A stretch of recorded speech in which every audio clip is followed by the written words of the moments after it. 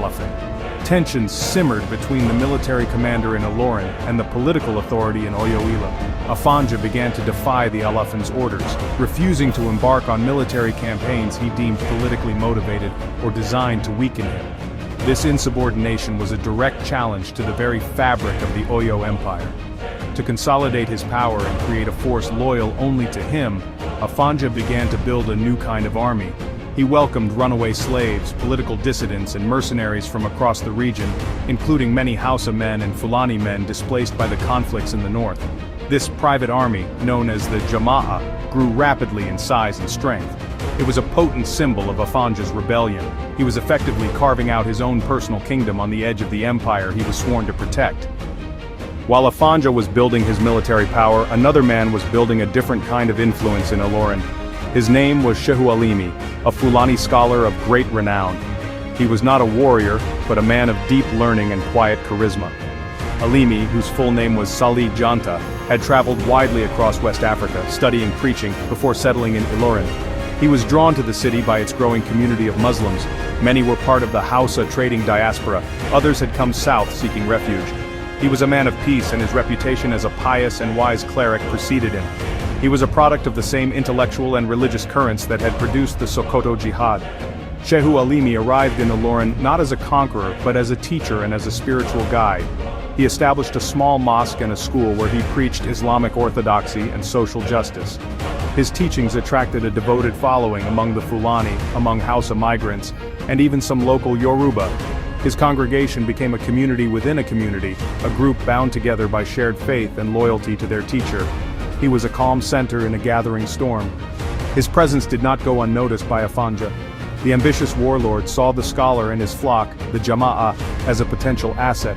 Many of Alimi's followers were the very same northern warriors Afonja was recruiting. Afonja believed that by forging an alliance with this respected cleric, he could solidify the loyalty of his new soldiers. He likely saw Alimi as a useful tool, a spiritual figurehead, who could bless his rebellion and provide a religious justification for his break with the traditionally polytheistic Oyo Empire. Afonja, in his quest for power, sought to harness the spiritual authority of this quiet scholar. But Shehu Alimi was more than just a pawn in Afonja's game. He was a man who was deeply connected to the revolutionary movement transforming the world. While he maintained a peaceful and scholarly leader, his son Abdul Salam was more pragmatic and politically astute, and his other son, Shitta, was likewise pragmatic and politically astute. They saw the unfolding situation in Ilorin not just as a local power struggle, but as an opportunity to extend the influence of the Fulani Jihad southwards. The alliance with Afonja was, for them, a strategic stepping stone. The scholars' congregation was not just a prayer group, it was the nucleus of a future state, waiting for the right moment to assert its own power.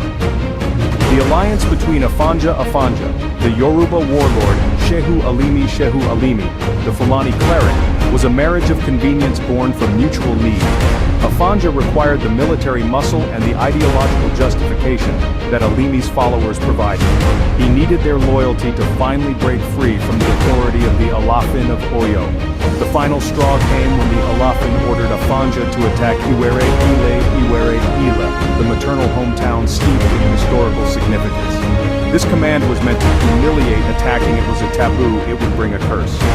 Faced with this impossible order, Afonja openly rebelled.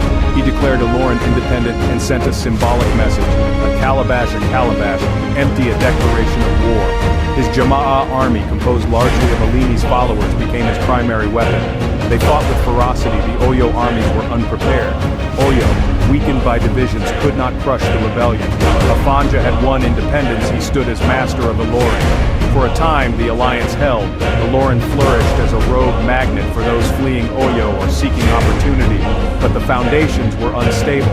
Two groups coexisted uneasily within the walls. Afonja's Yoruba supporters, the Fulani-led Jama'a. The guests grew stronger every day. Afonja became dependent. The balance shifted. Shehu Alimi died around 1823, leadership passed to his son, Abdul Salam.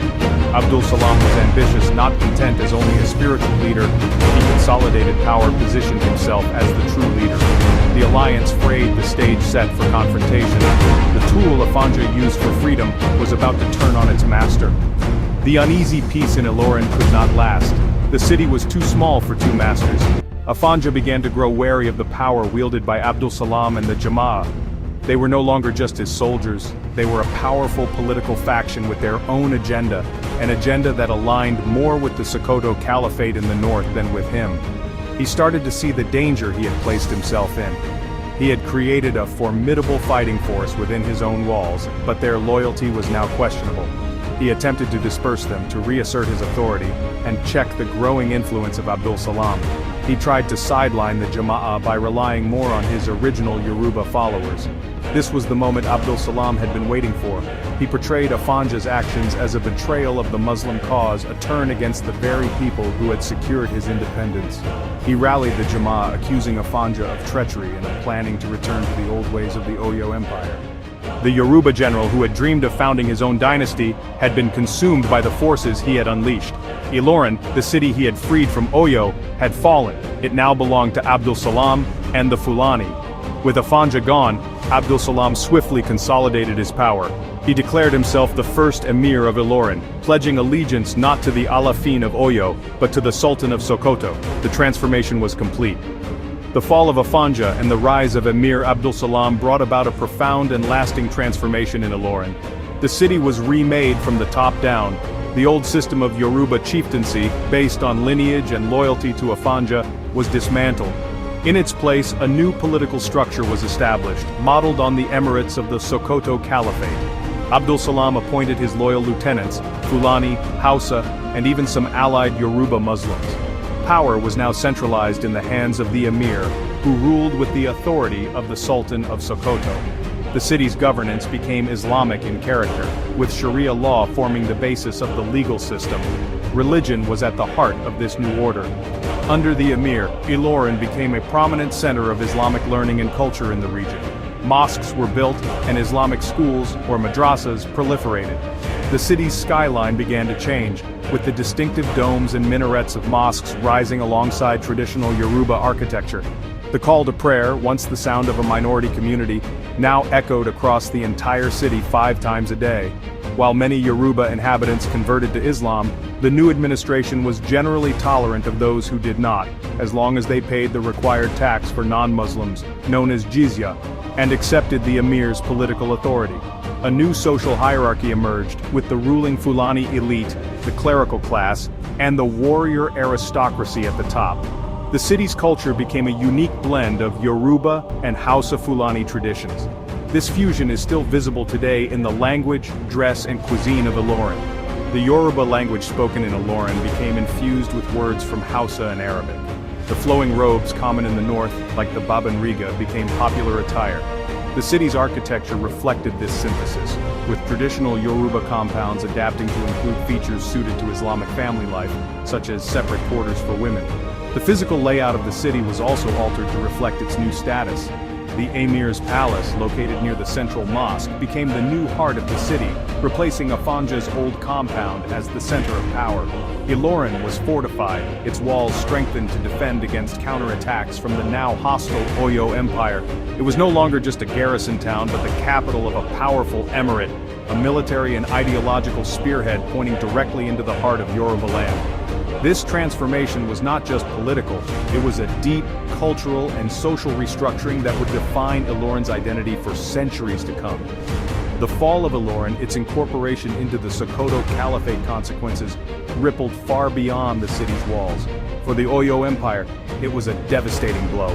The loss of this key strategic town, the emergence of a hostile Fulani emirate on its northern border, accelerated its decline.